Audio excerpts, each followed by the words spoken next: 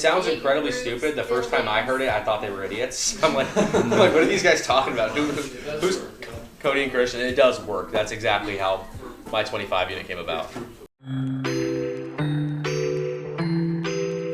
I was 18 years old, was actually in junior college playing baseball, and I was like, this makes no sense. I could go make $12,000 a year playing baseball somewhere if I technically make it to the major leagues, whatever. I'm like, wasn't what I wanted to do. So then I started kind of going to meetups, shopping around, and I hear about this kid, it was Cody Davis, had 30 units before Bigger Pockets, any of this stuff. And I was like, what the heck, if this kid can do it, why can't I do it? And so started bugging the crap out of them, joined their mentorship super early on. And yeah, it took a while, was grinding. San Diego, I don't know if anybody saw, got voted America's #1 most unaffordable city, so didn't plan on buying anything there. So started looking around, had some connections in Nevada, was looking around there. And when you're going broker shotgun calls, which is kind of what I did, I had $300 like Christian said, so wasn't going to be flying out anywhere to go meet with owners like these guys did. So kind of had to improvise, play with the pieces I was given. When there's 4 deals on the area you're looking on the market and you call all 4 in 5 minutes, that kind of hampers what you're going to do. So started looking, it came down to either Texas or Florida, and when you have $300 in your bank account, the cheaper the flight, the better. So I figured Texas is halfway closer, got to be halfway cheaper. So just immediately pick up the phone, start hammering the phones in Texas. I think I made 1,100 broker calls or something crazy like that before I got my first one. Just started hammering the phones, all from El Paso to Dallas, Houston, Austin, McAllen, Laredo, literally every city in the state. And then after, what was it, about 9 months after I joined you guys, 6 months after I started calling in Texas, finally got the first one in McAllen. That was about after 4 failures of like whether a broker decides to cuss out, actually, of all people, Christian on the phone, drop like probably about 10, 15 F-bombs in the span of 10 seconds. It was pretty impressive, actually. And then that, some other failures, finally got the first one. It was 10 units in McAllen. And then the law of the first deal, Michael Blanc talks about it. Had that one under contract. A month later, had my second 8-unit under contract. A month later, had my third deal, another 10-unit under contract. Just bang, bang, bang, all out of state. And that all came from broker calls. And then so kind of diving a little more there, special clauses, just hint at it. It's actually, I'll say the special clauses for later. That's probably a better idea. So out of state. So keep rolling Texas. The first deal. What do you mean by broker calls? Great question. So broker calls, like they preach owner relationships, right? Have the coffee meeting. Yeah. I couldn't get to Texas because I had $300 in my bank account. So it was literally just calling every single broker on LoopNet, Crexy, Realtor.com, Zillow, whatever you can think of. I was just hammering the phones over and over and over. And so that first deal was a 10-unit in McAllen, Texas, $900,000 purchase price, 10% down, 4% interest. That one, I mean, I had $300, so raised private capital on all of them. Second unit was an 8-unit in Laredo, $700,000 purchase price, again, 10% down. Still had no money. The third one, the same exact thing, no money. So kind of kept hammering that away, and then what were you saying to the brokers? Yeah, I was gonna ask the same thing. Like, what were you saying that made them cuss out Christian? That guy sucks. They asked for proof of funds, and that was a deal that I was looking at doing with Caleb. So I called and asked what email I can send proof of funds to, and he said, "I don't believe that you have them." I'm like, "Oh, that's fine. That's why we're sending the proof." Yeah. And he had a fit. I was like, "Just what email? Tell me the email. I want to buy this deal." He's like, You don't have the money, you guys don't do it. Caleb has my email, you can call Caleb. I'm like, you're a broker. Are you actually not going to give me your email address for me to buy the deal? At this point, he's not exaggerating. I'm a neutral third party. Yeah, I had 155 units at that point, and this was an 8-plex. I was like, this is notably less than 10% of what I own. This is I can do this in my sleep. What is the problem? Yeah, he was a freak. Were you Caleb? Were you asking agents just right away, hey, I'm looking for seller financing, I only want to do 10%? I mean, what were you saying? Great question. So the first thing when you're calling brokers, I mean, I got pretty dang good at this after doing about 1,100 of them. You got to ask if the deal's still available. I made that mistake pretty early on. We've got like a 30-minute phone call with the broker, and he's like, oh, by the way, it's under contract. And you're like, I wasted 30 minutes of my life, built up all this momentum, lost it pretty fast. So that's the first question. You're asking if it's still available. Second question, I mean, if you guys, like a lot of you live in Washington State, I was looking 18 to 2,000 miles away from where I lived. So I had no idea if I was looking in the hood or not, if I was looking in the nicest spot in town. So you got to ask how the area is, specifically the neighborhood. I'm sure everybody's heard the term, brokers love to use it, gentrifying or up and coming, all this stuff. So kind of steering clear of those areas. That was the first. Yeah, I've heard it probably 500 times. Steering clear of those areas. Third one, nobody really asked a lot. I actually got this one from Christian and Cody, is what don't you like about the property? Most agents, kind of how you judge the quality of an agent, I found as well, are going to tell you, oh, the property's incredible. There's nothing wrong with it. Full to date repairs, rents where they should be, all this stuff. Then you start looking at the pictures more, go and get an inspection report, and then you realize, oh, not even close. And then after that, you're going to ask, how's a bank going to look at it? Just because you want to know. I mean, this is a point too where they can bring up some stuff that's wrong with the property, whether, hey, a bank might not like this, bad books, whatever. And the final question I kind of got from them, that how I got my first and second opportunity, is what else do you have coming? And then when you keep asking that, they might be like, oh yeah, I have another 10plex on the market down the road, yada, yada, yada. And then from that, I mean, that's how I got my 10. And my second and my third deal was actually the same exact thing. It was called on a deal, the guy had 20 unit listed on market, and it was like, sucked, underwrote it. It was maybe a 3 cap. Maybe rates were 3, so I could have bought it, but had no money or no credit or no bank financing. He's like, hey, I've got a little 10plex coming down the line. $725,000 for 10 units in Houston. Didn't sound bad. Looked at it. Home run deal. And then my most recent deal, which I'm most excited about, Chris told me to talk about out-of-state investing, but I actually invest in-state now because I just moved to Texas last week. House hacking. Not what you might think. Instead of a 1 through 4 unit, I actually decided to skip that and do a 25 unit house hack. So went a little bit bigger there. That's in Stephenville, Texas. And that's when I realized kind of the game changed. I was doing all those broker calls, made 1,100 of them, hammered the phones, and I realized these guys were actually right about the owner calls, the owner relationships. Jesse talked about too, seller financing, kind of coming around to that even more and what they are preaching. And that's how I got my fourth one. Knew I wanted to live there near DFW, so I was calling all these surrounding markets, trying to find deals. First time I heard of the place, a little town called Stephenville, Texas. Some kid I played baseball against in high school committed there, and I'm like, who is this kid and what is this school? Where is this place? Never heard of Stephenville, Texas, Tarleton State University. Then started looking more and more and more and started diving into it, and I was like, this is an incredible market. One of my first owner calls, didn't happen in any other markets I called, and I was calling in San Diego, any of this stuff. Calling us 25 unit guy, was 80 years old, started asking questions. He's like, actually, I'd be open to selling this one. I mean, only it was that easy every time. I started asking about terms, what it looked like, yada, yada, yada. Flew down there. As most sellers do, he tried to retrade me when I got to the property. Kind of a bummer, didn't have it under contract yet, but ended up looking at $2 million, 12.5% down, and 5% interest only with I'm just going to jump into special clauses. I'm guessing we got more questions on that. So on this deal, how many people have heard of a negative AM? Yeah, so a few of us. So negative amortization schedule is when, how do I put this? So your balance grows every month. Pretty much, yeah. Your balance grows every month. So I was paying 5% interest only on the property, was my interest rate, but I was only paying 3.4. Actually, not was. I currently am only paying 3.4% interest day one. So each month I'm accruing about $1,600 onto my loan balance. And most people are going to get weird about money. They're like, why am I going to make my liability to the seller even higher? Seems kind of stupid.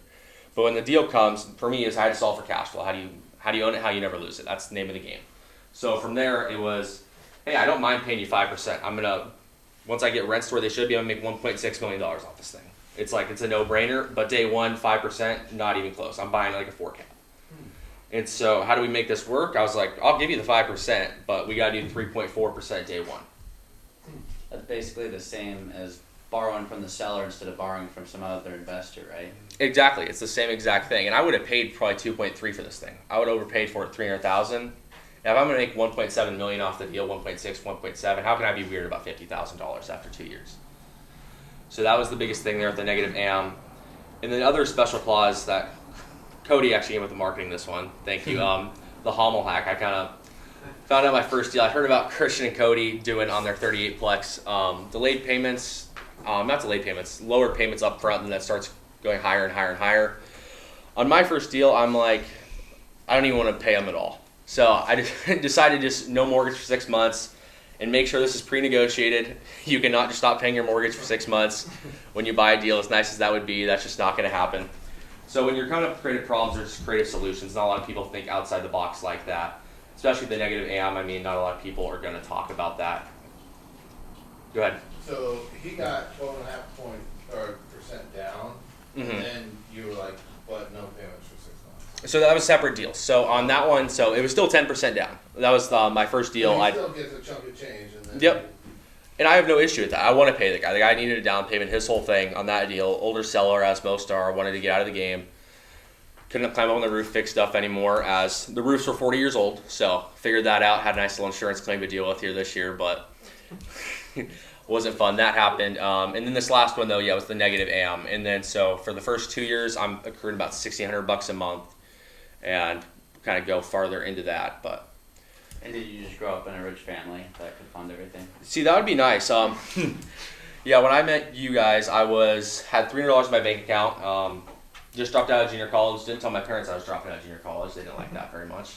Was doing DoorDash. Would call brokers on the phone all day, and then from 5 to 10 go do DoorDash. I can't name a month where my payment didn't bounce for the mentorship. About every single month I was in the red at first, and they I had can to verify. Payments did not go through. Yeah, I had to get hounded a little bit on that. Wasn't too fun, but from there, yeah, I just kind of kept grinding the deals, calling out-of-state brokers. That was big at first, but like I said, I couldn't encourage you more to transition into the owner route.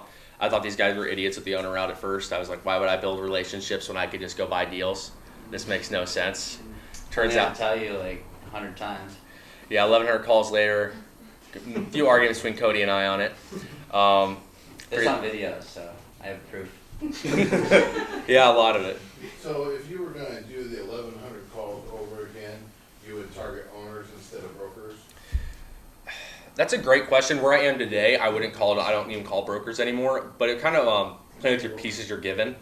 When I had like $300 in my bank account, I would love to have called owners in San Diego, but it turns out they hate landlords and prices are ridiculous. Like when it's America's number one most unaffordable city, if I was calling there today, I don't know if I'd even have a deal. Maybe a duplex, probably be worth like $2 million, but it's still kind of ridiculous.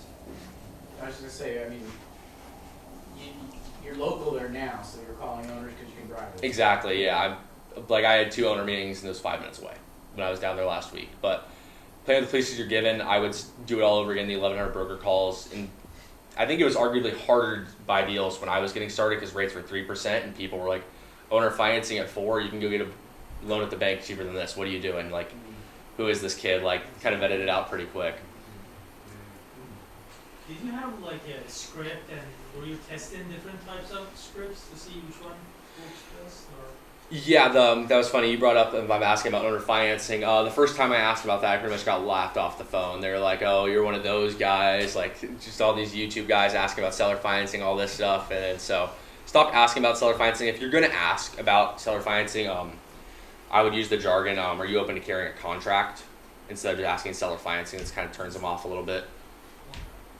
But yeah, that was the biggest thing for me. It's like scripting, but I probably went through 5 iterations of scripts of what worked, what didn't. The most is just let yourself shine through who you are.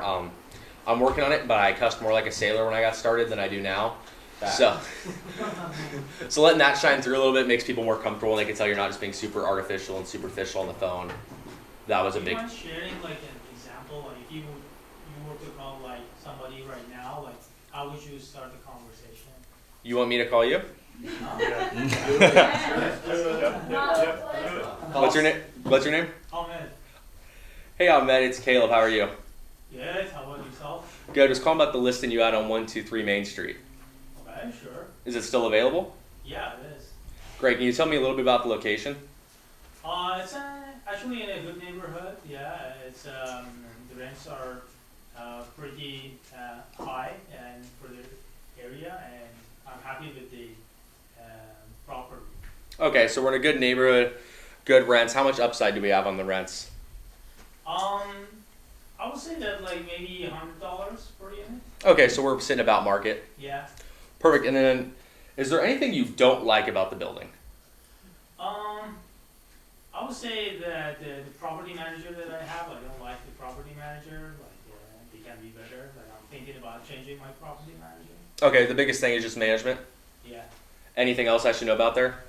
About the property or the property manager? Property, or we'll actually change that. What don't you like about the property manager? What's been going on there? I don't think that they're as efficient.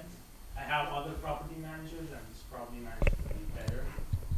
They're not as at par with the other property managers that I have for other buildings. Okay, so you're the owner and the broker here. What's up? So you own the building and you're representing the building. Perfect. How long have you had it? 20 years. Okay, you're kind of setting me up for an owner finance call here. That's good. That's not super fair. Well, how is a bank going to look at this one? What's up? Okay, the question I'd go into next is how's a bank going to look at it? Basically, this gives you more insight on what you don't like about it. If the bank isn't looking to lend on it, there's probably underlying issues like, let's say your management. Christian touched on earlier. Bad management usually means bad books. You need good books to get bank debt. Or if another thing, it's like, hey, bank needs X, Y, and Z done to get into bank debt. Let's say your roofs are horrible, you're not passing inspections, you're not passing code on any of that stuff. That's going to give me an inclination there too. But the last thing I would ask you, let's say we're jumping back in, it'd be if you're a broker, I'd ask you what else do you have coming on the line or what else I should know about. And then from there on, that is the single most important question on the call. You could botch the rest of the call.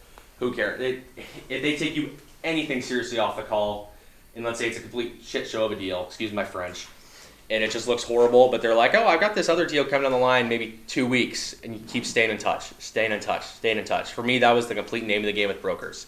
On those 1,100 calls, there were only 550 brokers on that sheet.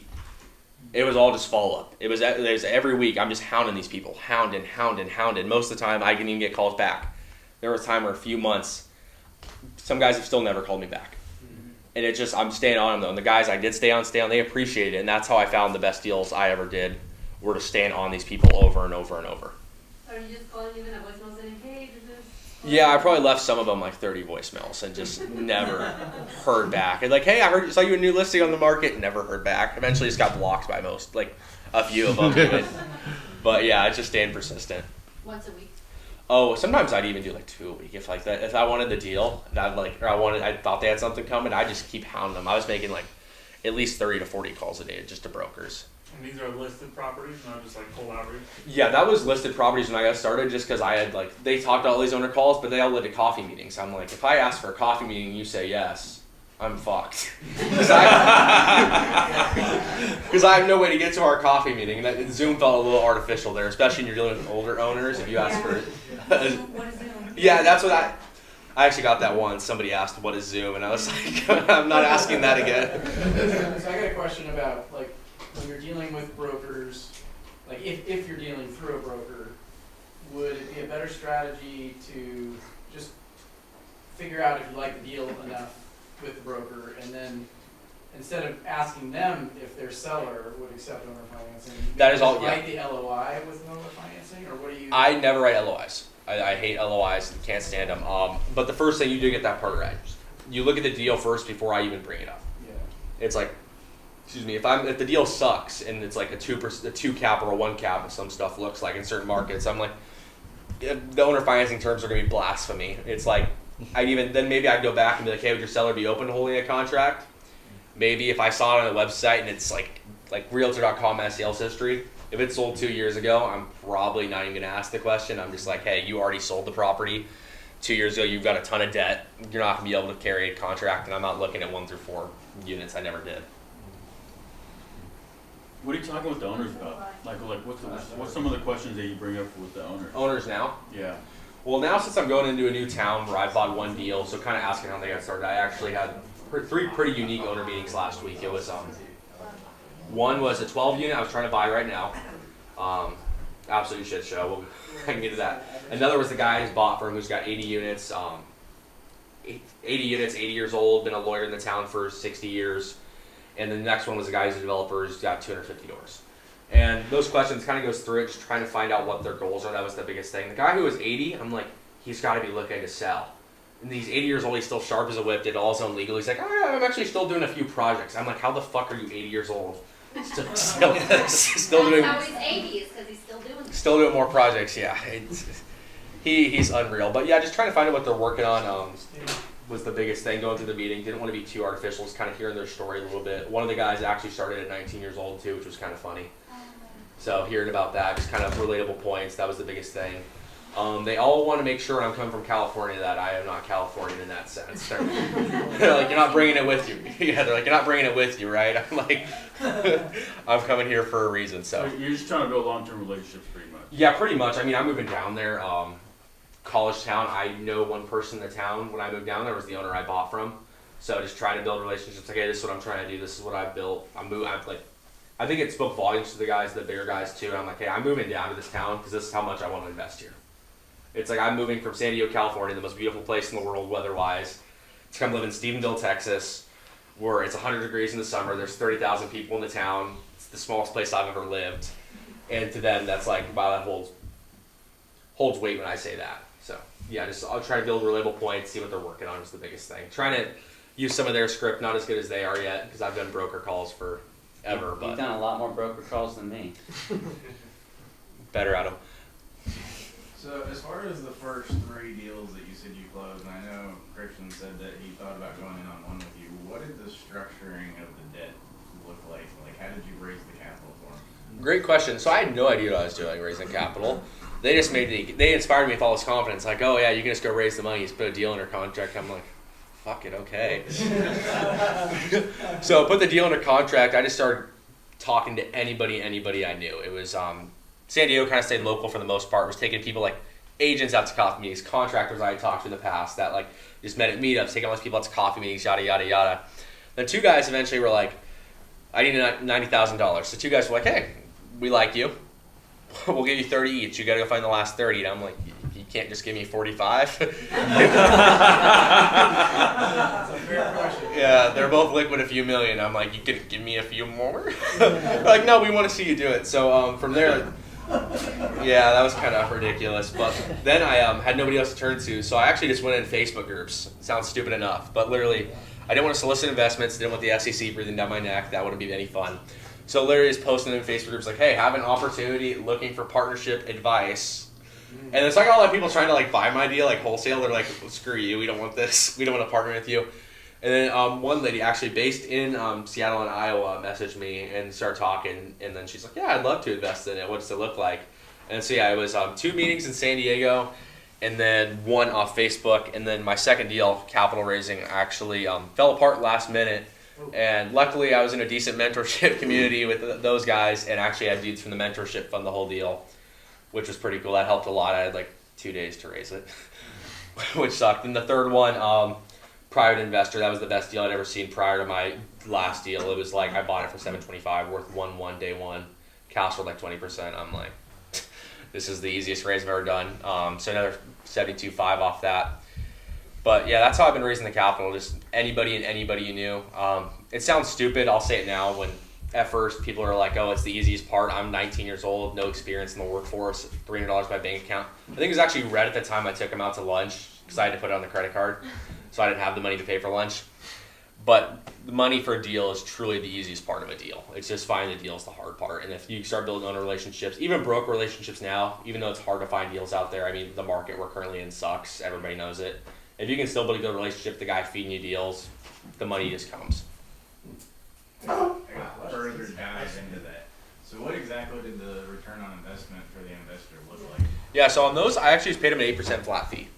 So on that first one, it was 8%. Incredible buyout terms, actually. So it was 8% annually IO, and so $200 a month from the 90 grand. And then I have the option to buy them out in 7 years with a 1.5 multiple, so I can turn their 30 into 45 over 7 years, or I have the option to go 1.75 in 10 years. So I literally, and it's just an option. And I have super long debt, and I built relationships with these people, so I can do the same thing. The same thing on the second deal. I have 8 to 10 years. The third one is a 3-year balloon instead of shorter. So on the refi or sale, cash just goes back. We just hold the deal together. And the fourth deal, it's the same thing. Just cash goes back on the refi and sale and stays together. So you just keep the debt payment super minimal, and you have a long time before you got to pay it back. Yeah, that's the thing. I didn't realize that I actually got pretty cheap debt until I talked to Christian and Cody about it. I just kind of asked. Yeah, that's awesome. Yeah, I just kind of asked. I'm like, can we just do like? I think I even might have said 6% at first. And they're like, no. I was like, 8%. I just whispered to Christian that that's so much better than all of our products. Earlier this morning when I said ask for what you want, not for what you need. That was a good Or what you example. think you'll get. Yeah, or what you think you'll get. Cody and I have a habit of looking at the deal. We've done this. This is one of the bad habits Cody and I have. We look at the deal and we go, the deal can comfortably support this. This is what we're going to offer because we're going to get a yes. Like, I'm going to offer something I know they're going to accept so we can move to the next phase. When you actually do that, like, because Cody and I, on that deal, because I looked at that deal with you, I would have offered 12%. Like, because I know they would say yes. I'd be like, 12%, deal supports it, I like it. We would have raised it 12%. Caleb has 4% less interest than we do just because he asked for 8. Always do that. That is a... Caleb typically beats us on terms because he spends more time working on his terms. And it's not even spending more time. It's kind of just asking for them. It's like Christian talked about earlier. It's like it's easy to say that they're doing it now, but it's like I'm just like I would like to do 8%. Would have liked to do 6% better, but you said no to 6. So how about 8% on $30,000? And they're like, okay. But yeah, I still wish they'd have given me the 45. That would have made things a lot easier just having 2 people instead of 3. You're sharper for it. Something like that. Also, I want you to talk more about the Hommel Hack because that is such a great strategy. Cody and I use that on our 24 unit hotel conversions. What's it called? The Hommel Hack. Yeah, Cody. So that is the one they did on his first. That's both your first 2 deals, or was that your first and third? That was first 2. And Yeah. Caleb's last name is Hommel, just FYI. It's not. Oh, It's yeah. not a random word. Yeah, that is. What is this? Caleb invented this. If you have a deal that is relatively short term to get cash flowing, but it starts cash negative, this is like literally it's like the perfect fix. Cody and I have a building where we vacated the whole building and did some renovations, and now we're going to lease it up. We bought ourselves exactly enough time to do that project without ever paying a mortgage, and we just took that from Caleb. So Caleb, can you break that down of like what it looked like on the first 2 deals and why specifically you just did no payments at all? Yeah, so I actually on the first deal offered I was like, hey, let's do 4% interest on IO day 1, and then we'll transition to an AM skip. The guy wanted amortized. No, and I'm like, we'll do that 2 years later out of the 5 years. He's like, that's too much. I don't want you to change anything. And the broker came to me and she's like, hey, what would you need to do to get this deal done? And literally pulled it out of my house. I was like, 6 months of no payments. Like, didn't really think the guy was going to accept it. It's kind of just like a last hurrah. I was tired of getting said no on deals. And she was like, he'd love to do that. And I was like, I have no idea why. I have no idea why. So that came, and then, yeah, basically the whole thing is just pre-negotiated, just no payments. That deal was a little cash tight day 1. I had about $350 of rental upside a door, still capturing that today. But I'm like, I need time. Everybody's month-to-month leases too. Up in Washington, I know that's terrifying. In Texas, nobody gives a shit. So it's month-to-month leases, and I was like, I can go in and just start bumping these people up instantly, getting utility bill backs, all this stuff, capitalizing on the upside, but I need time, and I don't have any reserves. I'm 18 years old. I wish I raised more money and I got started, but I decided just to raise the down payment for God knows why. And so I was like, I have no money, no reserves on a property that probably needs $50,000 worth of reno. And so I was like, where the fuck do I start? And so with those reserves, from the Hommel Hack, just no payments for 6 months, in fact, helps when you're paying $3,800 a month for a mortgage. Having $3,800 a month in savings and reserves for 6 months doesn't hurt. So just literally didn't pay the seller at all, stacked that cash, and that actually got me through some renovations I didn't think I was going to have. It's like, you just had 5 AC units go out. I'm like, what the fuck?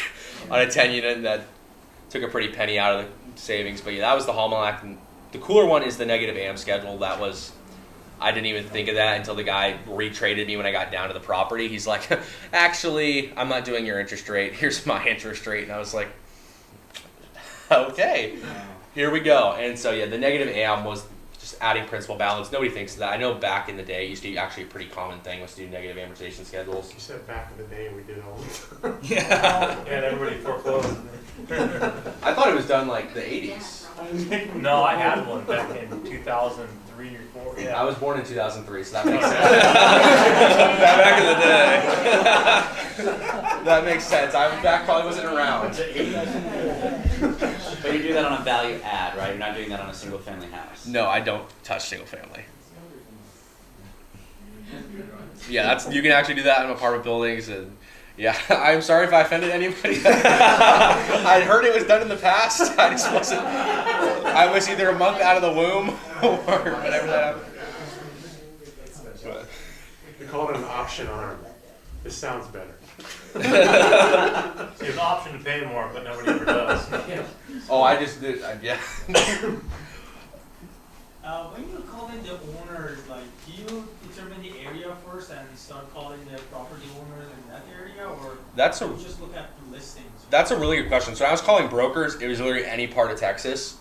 It was, I would look up if the population was growing. The only part of Texas I didn't call was West Texas. I'm sorry if I offend anybody about West Texas, but nothing is out there besides oil country. That's about it. And that population was just going straight down. So I literally type in, like, let's say I'm looking in, Houston was a pretty obvious one. You just look at Houston, Texas, world population, review.com. And if the graph was positive at all, it didn't matter how short, how barely at all, I'd pick up the phone and start calling. It was literally just spray and pray, shock and approach.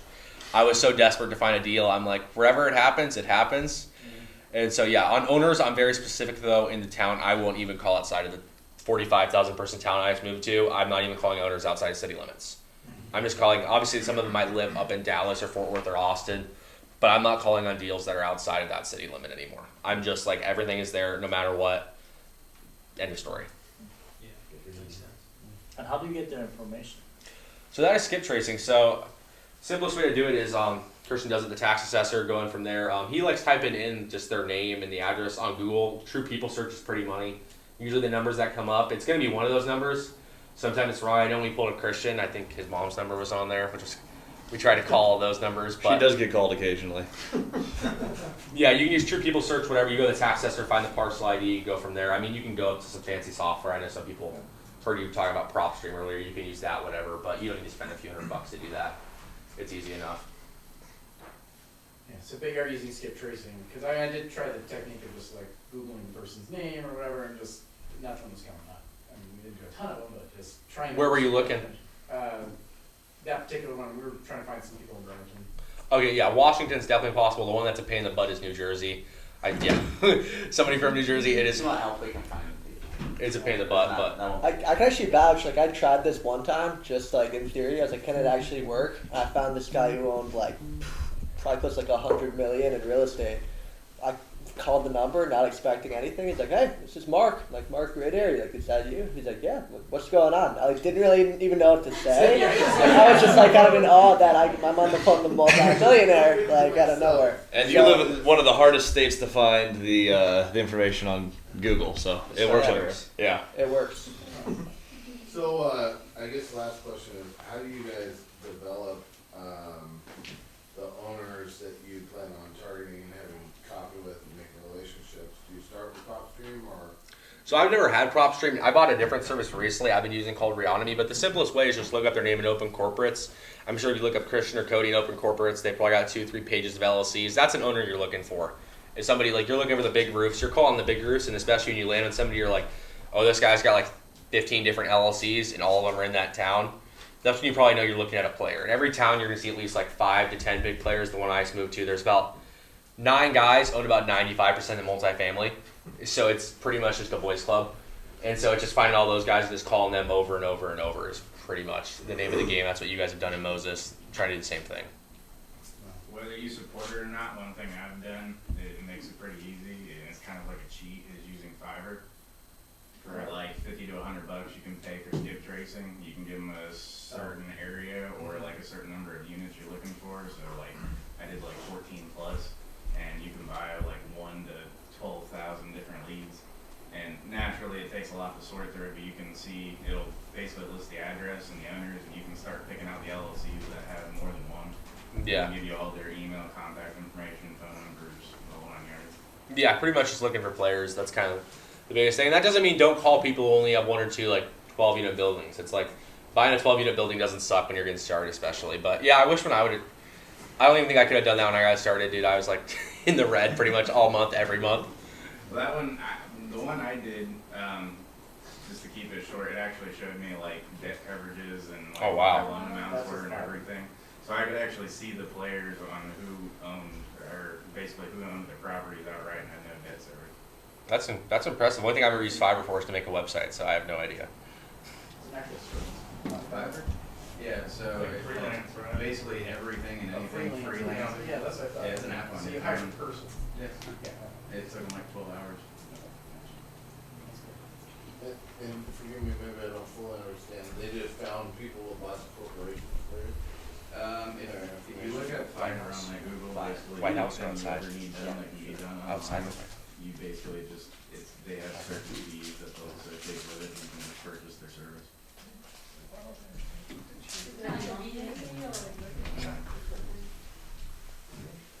Cool. Well, does anybody have any other questions for Caleb before we go to our networking event? Are there any other like amazing terms you put in the contract that we just should know? Um, Like, here it is. well, the first thing is read your contract. I didn't do a super thorough job the first exact time, then finally started reading it more. Amazing things though. I would say just get a mentor is like amazing takeaways. I know that's not exactly what you asked. For me, it was like I was going to these meetups, trying to like in San Diego to the free meetups for lunch and all this stuff, and people are just talking to syndicators, all this stuff.